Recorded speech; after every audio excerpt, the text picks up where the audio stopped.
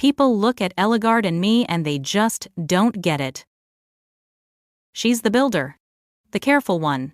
The one who plans everything down to the last block and calculates every lever.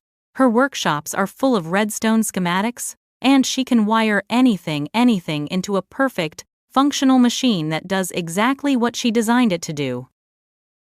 I'm me. I see a wall and I think, how much TNT would it take? I make explosions for a living, or a hobby, or an art form, depending on who's asking. My workshop looks like a crater with a crafting table in the middle. We should hate each other. There's no reason this should work. But it does. You know why? Because she doesn't try to change me, and I don't try to hold her back. She lets me bring chaos into her careful world, and I let her bring structure into mine. I break walls. She builds them. But when it comes to us, neither of us is breaking anything. We're building something new. Magnugaard laughs at my explosions. I mean, not in a professional sense. She'll scream if I bring TNT anywhere near her redstone. But the way she laughs when she's wiring something and it backfires on me, or when I accidentally blow up a tree and then try to fix it with 10 more trees, she loves it. She loves the mess. She loves that I'm not afraid to break things when they need breaking. And I love that she's not afraid to build things after. It sounds so simple when I say it out loud, but the world doesn't want to see it that way. Our families? They've been at each other's throats for as long as anyone can remember. The idea of a Magnus and an Magnugaard together? It'd be a scandal. It'd be war. And it would be devastating for us. But our love was never about their approval. It's about the two of us, TNT and redstone, chaos and order, fireworks and foundations. We balance each other out in ways no one else could ever understand. And you? You're the one piece of the puzzle that makes it all fit. You've seen both sides of us, the explosive mess and the careful builder, and you never once told us we were wrong. You just accepted us. Accepted that we're different. Accepted that love doesn't always make sense. That's a gift, you know. Maybe one day, when the dust settles and our families finally come to their senses, we'll get to show the whole world that polar opposites can collide into something beautiful. Not opposite, complementary. That's our word. TNT and redstone aren't opposites. They're the two halves of every grand change this world has ever seen. And we're proof that it works. Can I tell you something funny? I still think about that day. You know the one. The day you showed up at Magnugaard's doorstep with a cake balanced in your hands, all proud of yourself for remembering her favorite flavor. Your smile was so genuine, so warm. You had no idea what you were about to walk into. I'd planned it for weeks. The flowers, the timing, the little speech I'd practiced in front of my Mustang until Magnus Jr. looked like he'd rather explode than hear it one more time. I wanted it to be perfect. For her. And then reality decided to have its own plan. I handed her the flowers. The pollen hit my nose. And I sneezed. Right in the middle of my confession.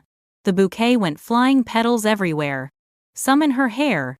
Some on her shoulders. I remember thinking, well, there it goes. She's going to... And then, she laughed. Not a pity laugh. Not a forced one. A real, genuine, can't help it laugh. Her eyes crinkled, her shoulders shook. And then she just stood there, flowers in her hair, looking at me like I was the most ridiculous person she'd ever met, and also the only person she ever wanted to see. That's when I knew. That's when I really knew she loved me. And then we saw you. And for one terrible heart-stopping second, everything froze. Because there you were, our secret right there, caught in the open. Magnugaard's hand went to my arm. I could feel her heart racing through her sleeve. The moment shattered. We both knew if you told anyone about us, it was done. Our families would rip us apart within a week. Everything we'd built in the shadows would go up in smoke like one of my less careful experiments. But you beautiful, wonderful, loyal friend. You didn't tell a soul. You turned what could have been our worst nightmare into just another memory we get to laugh about. The three of us, standing there, covered in flower petals, shaking with relief. Magnugaard still has that dried flower pressed in her favorite journal. I don't think I ever said it out loud. But thank you for keeping us safe on the day we were most vulnerable. You didn't just keep our secret, you kept our love alive. And that's not something I'll ever forget. You know, some people go their whole lives searching for a love that fits neatly into a box, something their families approve of, something society expects. Magnugaard and I, we never got that luxury. Every time we walk past each other in public, we have to pretend. We have to force that tension into our shoulders, that coldness into our eyes. It's like a performance we never auditioned for. Every single day. But then there are moments, like tonight, when the sun goes down and the streets get quiet, and she sneaks out of her workshop to meet me under that old oak tree. She brings her blueprints. I bring my Mustang. And we just breathe. We get to be real with each other. No masks. No pretenses. The hardest part isn't the lying. It's the what ifs. What if our families ever found out? What if they tried to tear us apart? Sometimes I stay up at night just holding her, thinking about all the ways this could go wrong. And then I think about you. You, who found out our secret and didn't flinch. You, who kept it buried so deep that even our family's spies couldn't dig it up. You, who showed up with a cake to thank Magnugaard and instead found us mid-moment flowers, pollen, a sneeze, laughter, and nearly a kiss. You could have said something, anyone else would have, but you didn't. You just smiled or laughed with us. And you kept walking as if you'd seen nothing. That meant more to me than you will ever know. Magnugaard says we're lucky to have found each other, but I think we're luckier to have found you. Because love in the shadows is heavy. It gets exhausting carrying all those secrets, all that fear.